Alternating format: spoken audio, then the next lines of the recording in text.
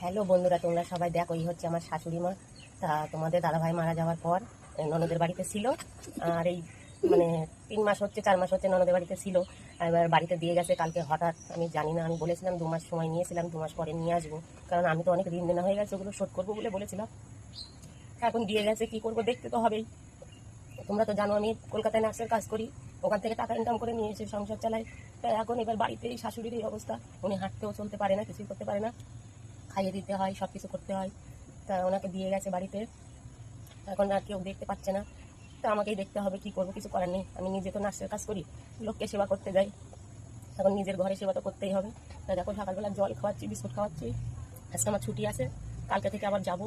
কালকে করে কাজ সেরে তারপরে যাবো। ভালো ছিল, মানে 2 মাস হয়ে গেছে ভালো ছিল, মানে ওনার ছেলের শখে এখন অন্যরকম হয়ে গেছে। এখন আর খেতে পাচ্ছে না, খাইয়ে দিতে হচ্ছে, পায়খানা পেচ্ছাপ করতে পারছে না, সব বিছনায় করে ফেলছে। এখন ডাইপার কিনে নিয়ে এসেছি কালকে 1 প্যাকেট।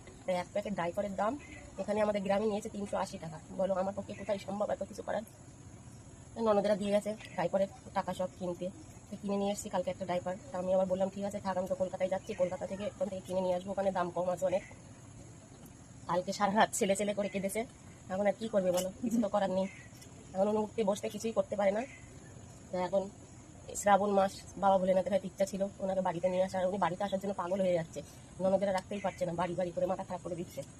তা বাবা ভোলেনাথের হয়তো ইচ্ছা ছিল বাড়িতে নিয়ে আসা।